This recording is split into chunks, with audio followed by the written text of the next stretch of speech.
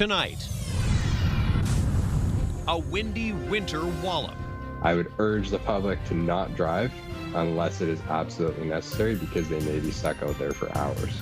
From highway whiteouts to power blackouts. It was very eerie. I didn't sleep. The unrelenting grip of a wild round of weather. Spotting scams. With more and more people writing emails with AI, it's harder to know, is this fraudulent or not? Tips on avoiding Boxing Week trouble in the age of artificial intelligence. Plus, another sunset for Sunrise Records. Having a physical record, there's nothing like that. Same with the CD. The deep emotional cut. So devastating, honestly, to hear everyone's reactions. Over plans to close a Waterloo music mainstay.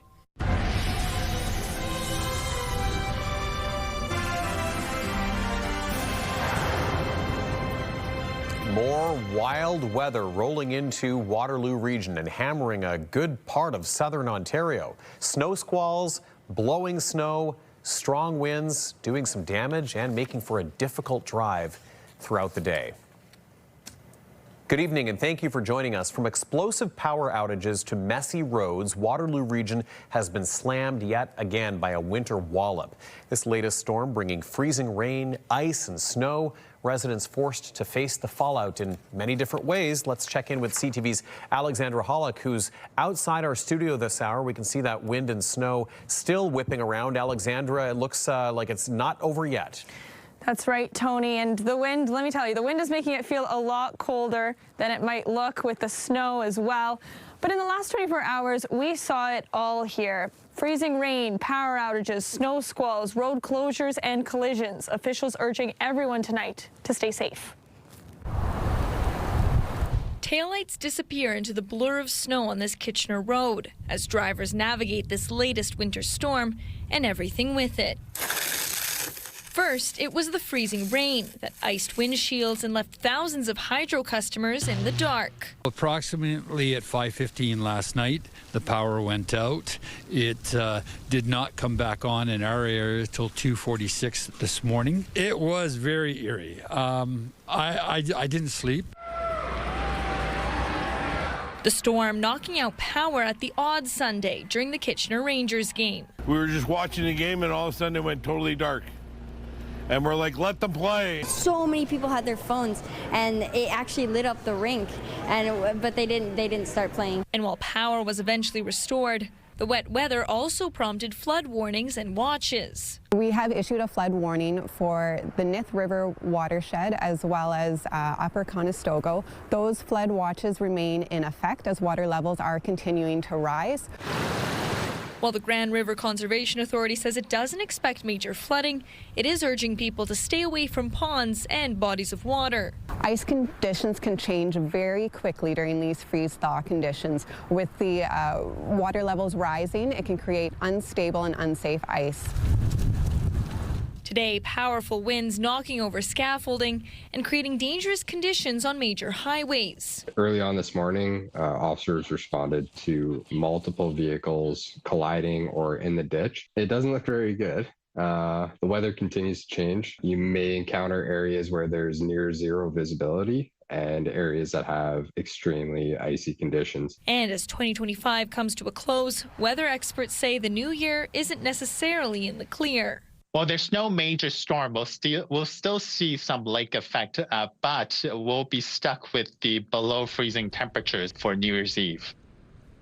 But of course, before we count down to 2026 on Wednesday night, there are currently a number of snow events, parking bans, and road closures currently in effect. And we have the latest details up on our website, ctvnewskitchener.ca. Tony. Yeah, always good to check and not get caught. Okay, Alexandra Hollick, appreciate that roundup today. Thank you very much. And we're going to go farther west now to one of the worst hit areas. And this is pretty typical when we're talking about lake effect snow. The counties of Huron, Perth, Grey, and Bruce. Police were forced to close roads today, asking everyone to stay home if possible. CTV's Scott Miller reports. Winds nearing 70 to 80 kilometers an hour, coupled with an Arctic cold front and low pressure system, brought sustained blowing snow and snow squalls to much of Midwestern Ontario today. Just asking the motorists traveling today, take some extra time, leave earlier to get to your destination, and just drive slower in these snowy conditions. Some roads in Bruce and Perth County started to close due to the treacherous driving conditions over the noon hour, with more road closures expected throughout the day and night as snow and wind continue to pelt the region. It just doesn't end. It's horrible. And if conditions weren't rough enough on the main roads, you got on maybe a gravel road or a side road, some of them are simply ice rinks because of the flash freeze that happened overnight. If you don't need to leave home, we know that you'll be safe in your living room, so please stay there. But if you do have to travel, just prepare and plan ahead. Have the kit that we always talk about, a charged cell phone, a full tank of gas, warm clothing, blankets, things like that, just in case you get caught out there in the cold weather and you've got to sit somewhere for hours waiting for a tow. While the winds are expected to subside somewhat by Tuesday morning, Midwestern Ontario will likely be hit with a second and third round of snow squalls coming off of Lake Huron on Tuesday and Wednesday, with another 25 to 50 centimeters of snow by midweek. This is quite a winter, though. Yeah, and the accumulation so quickly is just, yeah. Hydro outages and more road closures are likely as conditions deteriorate throughout the day, say weather officials. Most municipalities in Midwestern Ontario have declared significant weather events as they struggle to keep up with the worsening weather conditions. Again, just asking everybody to drive safely today if you have to get out in these snowy conditions. In Wingham, Scott Miller, CTV News. Wow. Okay. Well, that brings us to the alerts that we're currently dealing with. Let's head over to the weather wall and check in with Ashley Bacon. I don't think I've ever seen a kaleidoscope of colors like that on the board behind you. There's a lot going on, Tony. It's quite a story. It has been a storm of storms this early in the season. I mean, we've had a good start to winter with snowfall and cold temperatures, but certainly this current storm is taking the cake, Tony. I mean, as you mentioned, there's a lot of color, a lot of things going on, and this is a rapidly evolving storm. I was just updating this 10 seconds before coming to air. So everything in orange here, that means it's a warning of orange level, which is a higher level. 10 to 30 centimeters of snow is expected still, 70 to 90 kilometer per hour winds. So a couple of warnings there, as well as in the yellow zone. So still a warning in the yellow zone, but it's not as dangerous. We're looking at 10 to 20 centimeters, blowing snow, 70 to 90 kilometers an hour wind. So it is going to be treacherous conditions for the next 12 hours or so. It's not going to change much. We're sitting at -7 in Kitchener, Waterloo, Tony, and we will certainly have a lot to talk about coming up in the main weather. Okay, we'll break it down more with you in a little while. Ash, thank you. A scary sight for a driver along Highway 78 in Kitchener early this morning. This video posted to social media shows a vehicle going in the wrong direction on Highway 78. Now, this was captured early this morning near the Victoria and Wellington exit. It's not clear why the vehicle was being driven the wrong way on the highway or how long it was going in the wrong direction. We did check with police. There were no reports of any collisions today involving a wrong-way vehicle. In Guelph, a man has been charged with the attempted murder of his mother. Police say last week they were called out to a family dispute that turned violent. It happened at a home on Edinburgh Road near London Road. A woman in her 60s was taken to the hospital after she told officers she had been assaulted and strangled. Her 39-year-old son was later arrested and was charged with attempted murder and other offenses. If you're hunting for Boxing Day deals, it may be even more important now to look very closely at those ads and promotions. Experts warn that scammers are using artificial intelligence more often to make schemes harder to spot. Let's go right over to CTV's Hannah Schmidt now for the latest on this. Hannah, you spoke with the Better Business Bureau today about how to spot these scams. Yeah, that's right, Tony. They tell me scammers are getting smarter and faster now, with many using new AI tools to make fake ads, emails, websites, and even voices that can sound realistic and convincing. 'Tis the season for scams. If they're sending an odd link or they're asking you to, gather some weird information, then you know that that's a red flag that should be popping up. Each year, there's a spike in fraud during the holidays, especially scams targeting shoppers according to the Better Business Bureau. Boxing Day deals, they're tempting, and scammers, they count on it. Watch out for too good to be true deals. Really, at the end of the day, it's that old adage. Dennis says fraudsters use social media to lure bargain hunters, tamper with gift cards, and trick people into sending personal information. Scammers are always creating new and improved lookalike websites. So make sure that URL, you're really checking it. So the other thing to be careful this time of year as well are those phishing emails and texts.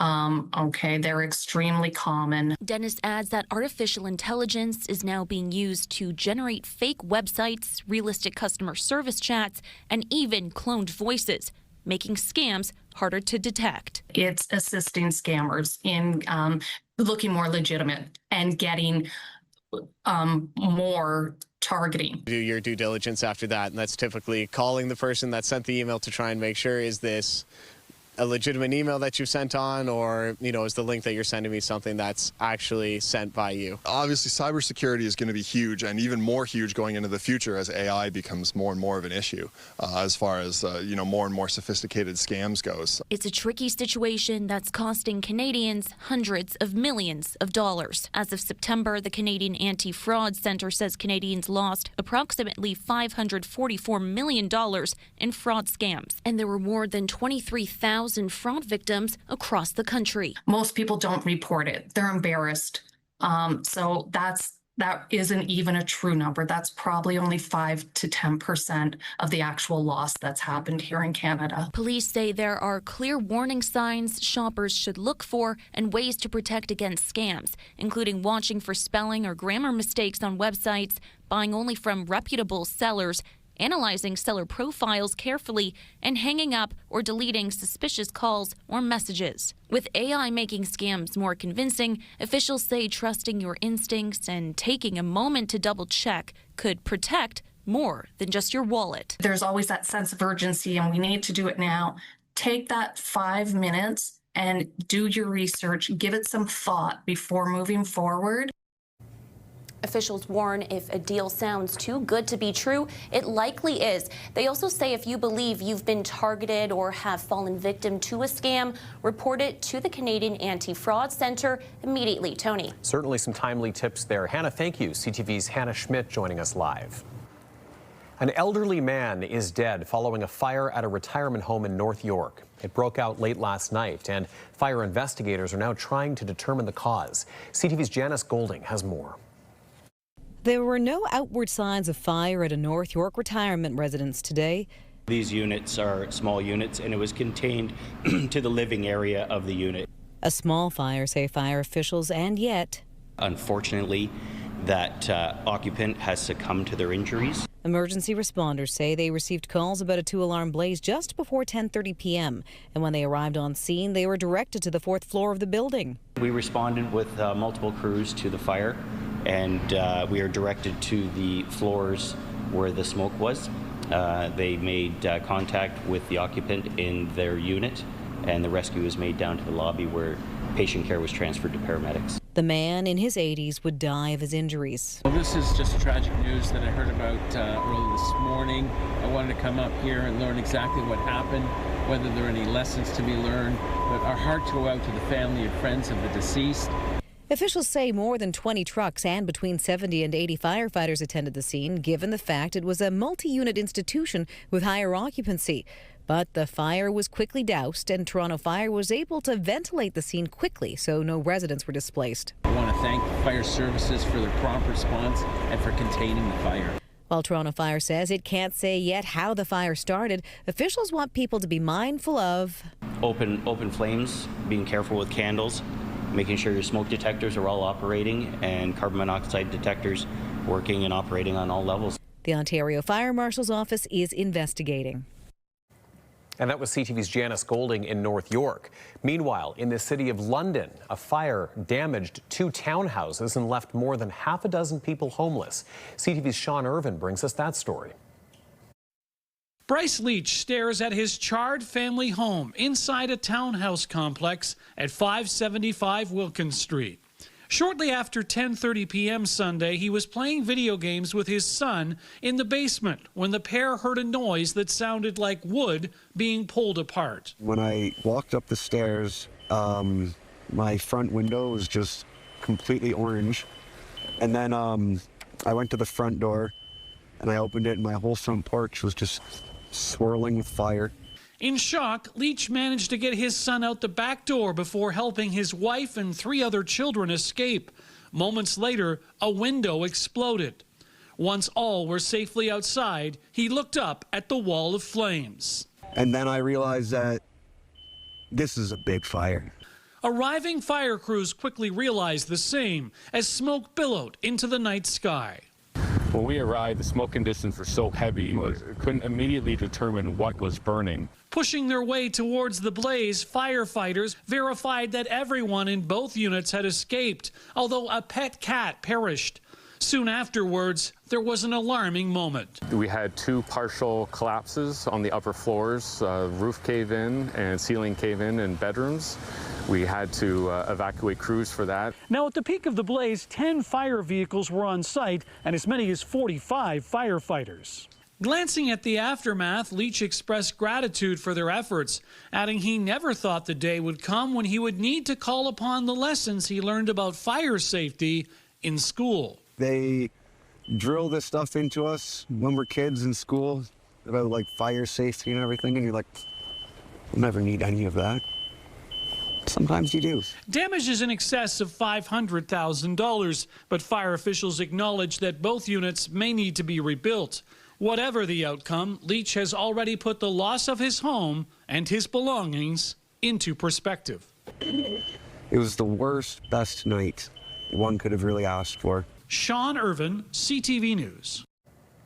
It's been a whirlwind year in provincial politics with a rare winter election, the ongoing trade war with the U.S., and opposition parties trying to find their footing under a third-majority PC government. CTV's Queen's Park Bureau Chief Siobhan Morris sat down with NDP leader Marit Stiles to look back at what Stiles calls a surprising year. Look, I'm fed up. The NDP leader's exasperation loud as the year wound down. It is the endless grift of a anti-democratic and, yes, corrupt government. An accusation out of bounds in parliamentary debate, enough to get Marit Stiles kicked out of the legislature. All right, let's go.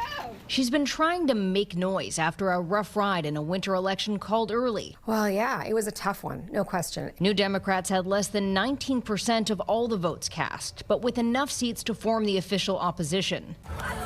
At the party's convention in September, a sobering moment for Stiles, receiving only 68% support in a review of her leadership. We need to make change in this party. Shaking up her team with the new chief of staff who's worked with NDP premiers in Alberta and Manitoba. She's helped defeat conservative governments, and that's our intention here. That hill is steep, with progressive conservatives enjoying a healthy lead in the polls. The NDP a distant third behind the leaderless Liberals. Stiles has been trying to chip away, focusing on potential preferential treatment by the Minister of Labour in handing out Skills Development Fund grants. It's outrageous. I've never seen anything like it. Needling at the Premier, who used to rail against the government gravy train. And now he's conducting it. You know? Toot, toot, all aboard. Stiles says that frustration is genuine. I see government programs that are set up to do great things, like train people for jobs that we need and that they need, going to increasingly insiders, donors to the Conservative Party. She's frustrated too by what she sees as a government without spark. During the election, it was like, you know, Team Canada, all in, elbows up, let's go. Where is that? Where did it go? With 1,000 workers at Algoma Steel soon to be laid off, an uncertain future for auto workers, Stiles says Ontario should be looking at taking a stake in key companies and industries. Other provinces do it. We have done it in Ontario before. We have saved jobs. We have saved mills. We could be doing that right now. To light a brighter path for 2026 and beyond. Siobhan Morris, CTV News.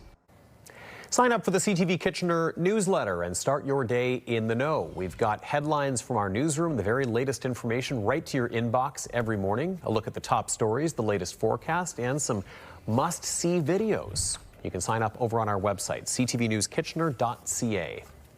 Revisiting the feud over a fence. Coming up, the not-so-neighborly situation that made it into our ongoing look at the top local stories of 2025. I'm Kara Smapp. Another local Sunrise Records is days away from closing its doors for good. And Waterloo location in Conestoga Mall is shutting down, and staff say they haven't heard much about why. I'll have that story coming up after the break. Well, if you think there was a lot of rainfall last night, you're right. I'll have those details coming up along with your full weather forecast a little later in the show. Stay with us. Download the CTV News app and stay on top of local stories as they unfold. We go to a dramatic scene unfolding. Customize your feed and watch live wherever you are. ctvkitchener.ca, your home for news.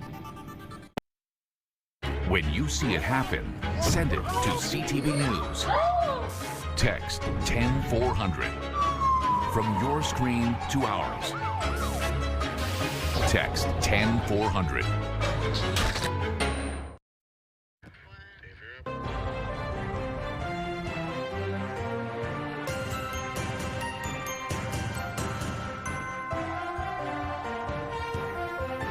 Music lovers are mourning the impending loss of a staple in Waterloo. Signs are up saying that Sunrise Records in Conestoga Mall is going to be closing its doors later this week. And this follows the closure of another location at Kitchener's Fairview Park Mall 3 years ago. CTV's Kara Smapp was at the Waterloo location earlier today, trying to learn a little bit more about why it's closing. What did you find out, Karis? Well, Tony, employees I spoke with say they've been kept in the dark on the decision. They were informed the store would be closing about 2 weeks ago, and their last day will be December 31st. The countdown is on to closure at Sunrise Records in Conestoga Mall. Staff at the store, specializing in music and movies, are letting their shoppers know about the December 31st end date. So devastating, honestly, to hear like everyone's reactions and have to explain. It's really like, it makes me emotional every time because people are so like just heartbroken about it, just like we all are.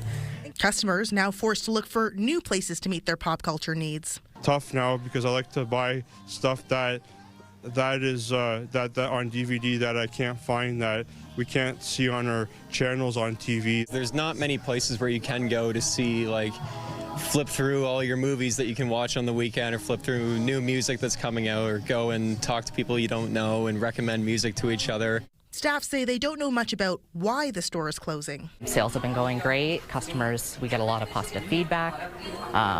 So yeah, it's a complete and utter shock.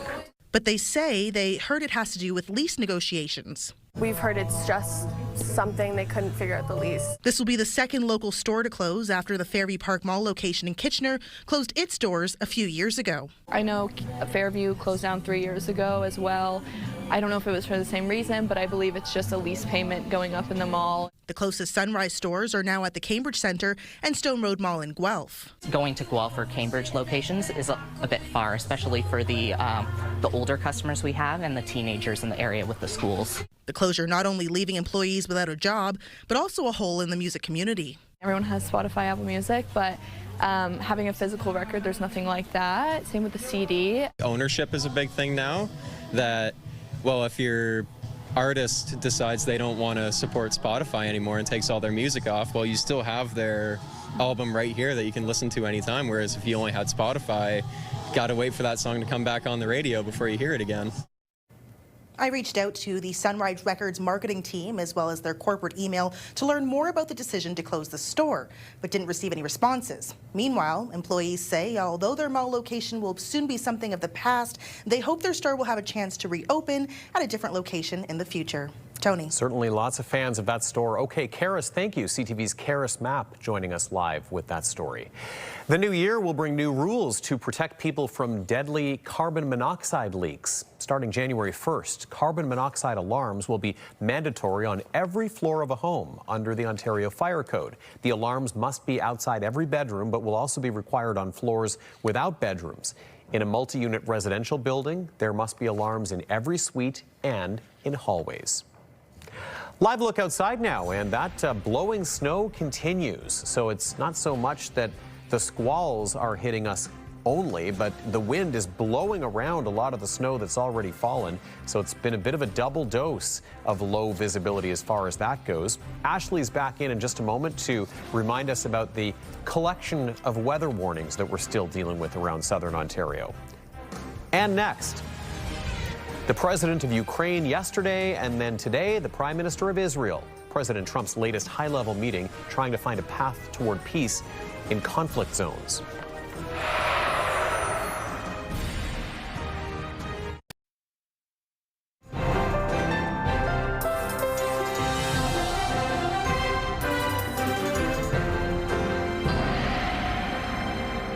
Ashley's back with our look at the forecast. There's a lot to cover today. Oh my gosh. And not only are there a lot of warnings, but I was actually talking about this morning with some other colleagues. Everyone's not used to these orange and yellow level warnings yet. Environment Canada changed their whole system a little while ago. Essentially, yellow means the threat is there, but orange means it's even more serious. It's intimate and more serious, exactly. And we got an email from one of our viewers just in between shows there. Kathy, yes, I agree. We're all sort of learning. It's a learning curve for all of us. The pink along the edge of the water there is gale force. The Great Lakes. Gale force wind. So I will talk about that when I pull up the map in just a moment, but bring in your questions because we're still learning too. It's a work in progress situation. And that's separate from all of these yellow-orange level warnings we've been seeing, because those gale warnings are specifically, more like marine warnings. Exactly. And we don't often see gale warnings on the Great Lake, but that's how vicious it is out there. Absolutely, Tony. And because it's an interactive map that's generated through Environment Canada, it's constantly changing. So as I said, we'll get into that a little bit more up there. But Kathy, thank you for that question because it will help clarify for, I'm sure, lots of people at home as well. Let's take a look outside from Victoria Park in Kitchener. It is a blistery, cold winter evening out there, Tony, but the good news is the rain has stopped and the snow has started today. So, I mean, if you're like me and you're a bit more of a summer person than a winter person, I want snow in the winter. So I will welcome this winter. But if you thought you saw a lot of rainfall over the last 24 hours, you're right. Let's take a look at our weather board here. We have a new record rainfall amount for Waterloo Region. That was new recorded of 43.2 millimeters fell at the airport. The last record, Tony, was 79 years ago. It was set at 39.9 millimeters. So that just puts in perspective. We don't normally see rain events this time of year, but we certainly had one come through southwestern Ontario yesterday. Looking at our map, now this is the pink we were just talking about. This indicates gale force winds coming off of the lakes there.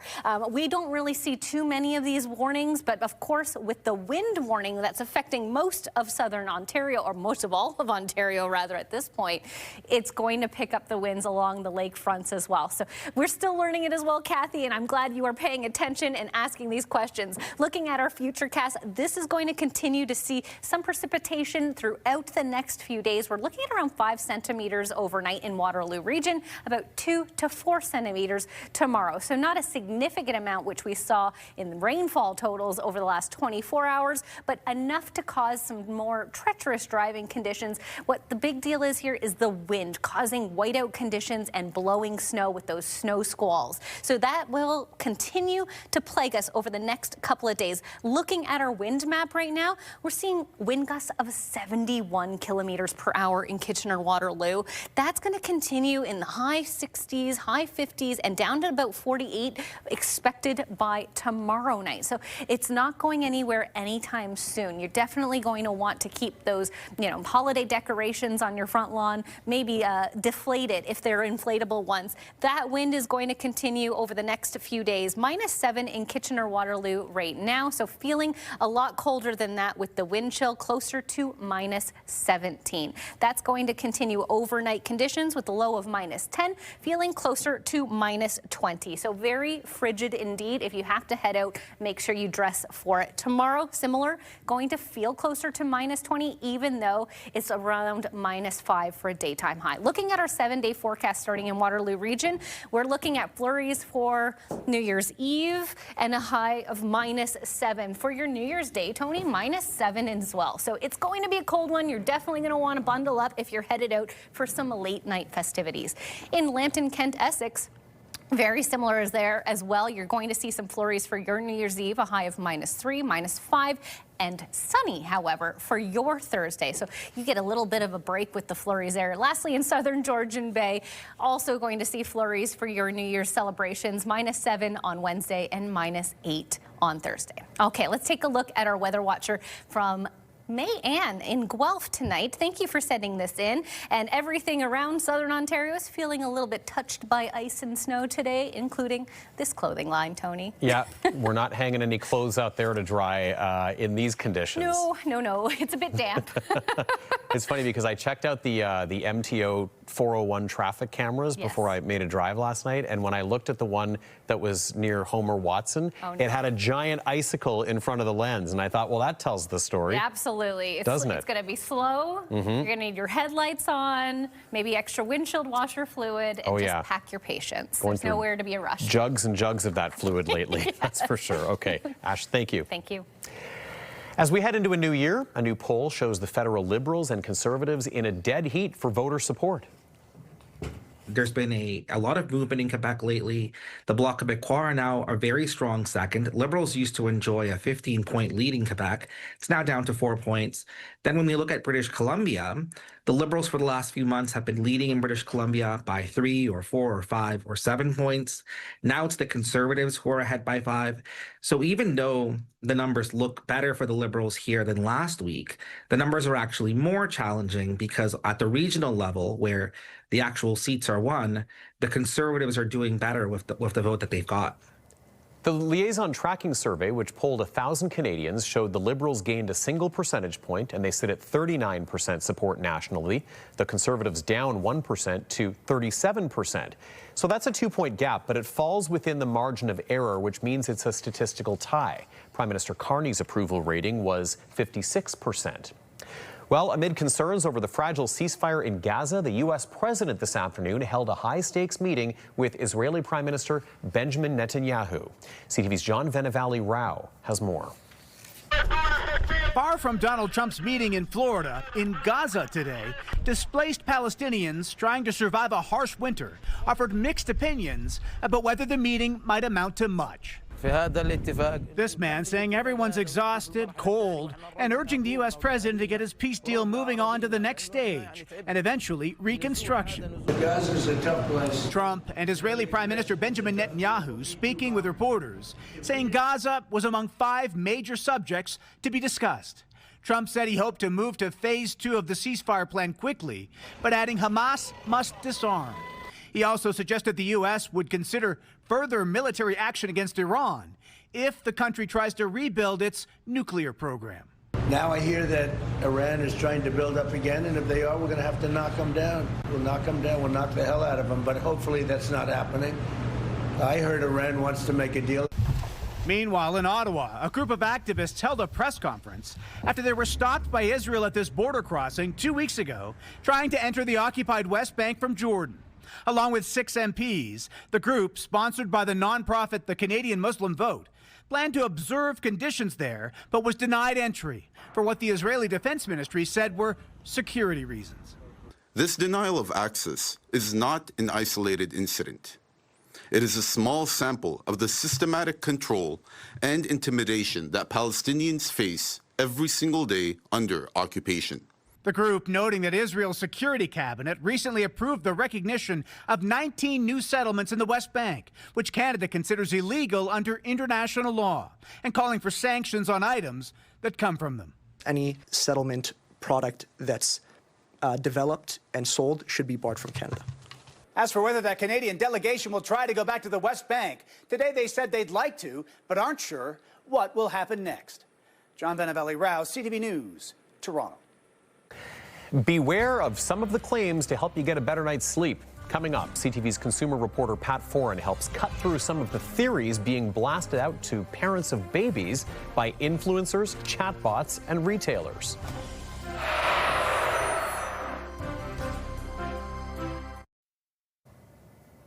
Well, many parents who've stayed up all night with a baby know this. There is a wealth of tips and tricks online offering sleep advice for new parents. But experts warn you can't trust everything you read on social media. Strategies shared by influencers, AI chatbots, and even retailers can confuse parents and put babies at risk. Here's CTV's Pat Foran with a consumer alert. Shayna Raphael's journey to become a sleep safety advocate began with a tragedy. Claire's death absolutely was preventable. Her daughter Claire died at daycare, sleeping on a soft mattress meant for adults. Had she been in a safe sleep environment, had she been in the crib that we thought she was sleeping in, she would be here today. Shayna set up a nonprofit in her daughter's name, the Claire Bear Foundation. She posts safety tips and answers questions on Instagram and TikTok. But not everyone on social media has safety as their top priority. Recent studies found more than 9 out of 10 infant sleep images shared on Instagram were unsafe based on long-established scientific safe sleep guidelines. This includes babies sleeping on their stomachs or with pillows, blankets, or stuffed animals. Sometimes we have people giving information that is in direct contrast to what those specialists and experts are saying. And Consumer Reports says it's not just influencers sharing unsafe sleep information. Some online retailers are sending mixed messages as well. You might see a listing online for a baby lounger that says in the description, this is not safe for infant sleep. But next to that, you'll see a product photo with a sleeping baby in it. So which one of those is a sleep-deprived parent going to remember? Another source of misinformation, AI chat programs sometimes recommend sleep solutions that have been linked to an increased risk of infant mortality. Online tools like AI, search, and social media, they tend to give us the answers that we want to hear. And those might be different than what the evidence shows is actually safe. Following safe sleep practices every night and for every nap can help keep your infant safe and prevent the risk of sleep-related deaths. Pat Foran, CTV News. And next, we continue our look back at the top local stories of the year with a story about a fence feud that brought us to an unusual situation in a Kitchener backyard. CTV's Heather Centerin has this not-so-neighborly tale in number 3 of our top 10 stories.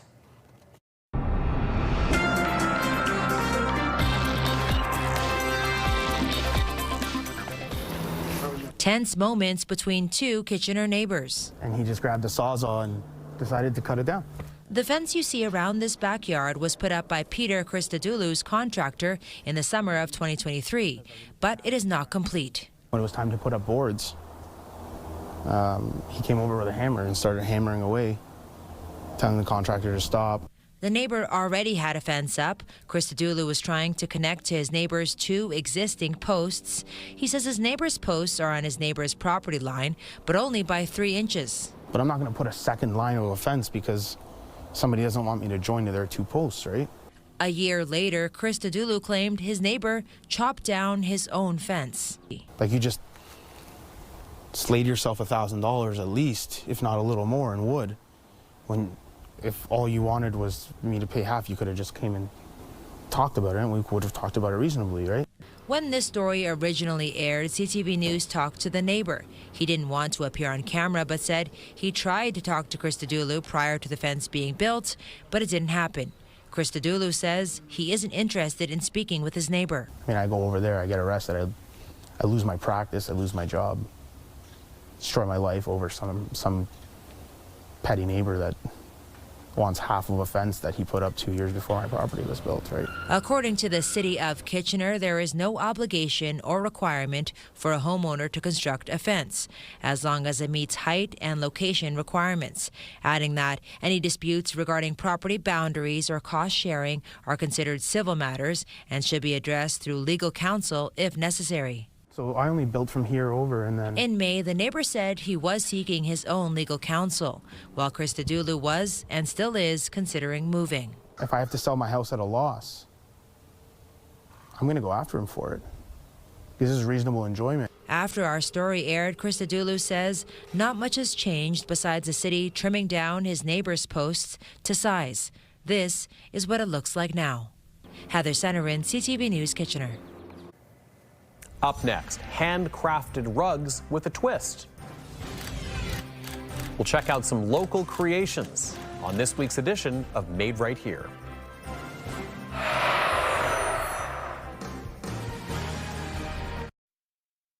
Holiday set decoration provided by Royal City Nursery.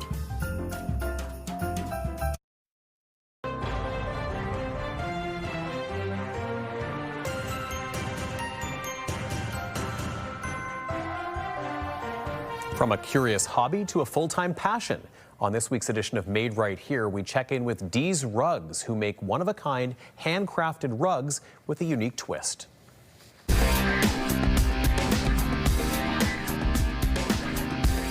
Hi there, I'm Izzy Dee, and I am the creator and owner of Dee's Rugs.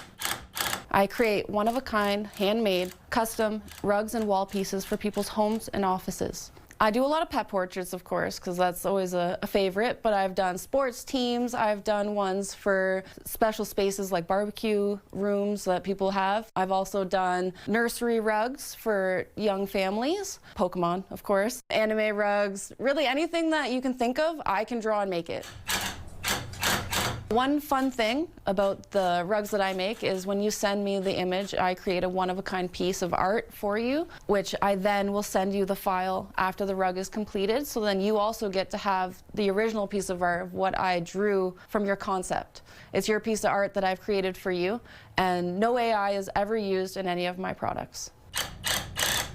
So what I truly get out of it is just the joy of being able to create these pieces for people, being able to see the smile on even a child's face when they get a unicorn rug is just a blast. To know that I have created something that somebody truly loves is from my own two hands is just an incredible feeling. It's really, really a joy, especially when I do pet portraits of memorial for people who've lost pets. And they just really hit close to home, and it's just really a special moment to share with those people.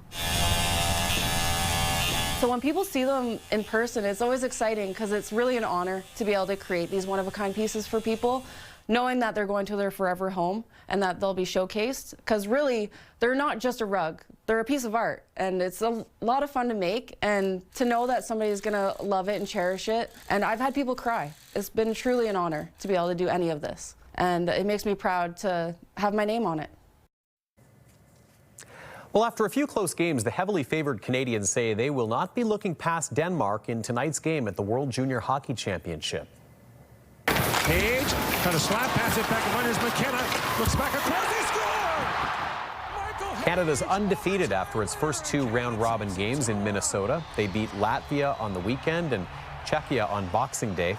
Tonight's opponent, Denmark, has lost both of its games and was defeated 13-2 by Canada in pre-tournament action. Puck drop tonight, shortly after 8:30. In Dubai, FIFA's president defended ticket prices for next year's World Cup today, pointing to heavy demand. In 15 days, we received 150 million ticket requests. 150 million ticket requests. So 10 million ticket requests every single day. This shows how powerful the World Cup is. Earlier this month, fans criticized ticket prices, which can cost several times more than they did for the last World Cup. The president of FIFA also insisting today that revenue from the tournament is reinvested in soccer around the world. We'll have more news in a moment, but first, let's check in once again with Ashley. Well, we're not quite out of the woods just yet with wind and flurries, but what will your morning commute look like? I'll have those details just after the break. Tonight, heavy snow, slippery ice, and dangerously high winds. Yeah, it was pretty nasty. Tracking the destructive blast of winter that's left tens of thousands in the dark. Later on CTV National News and watch on Crave. Bounce 99.5 has the music you just can't quit. Home of Bounce Mornings with Angie Hill and Sarge. KW's Bounce 99.5. Listen on the free iHeartRadio app.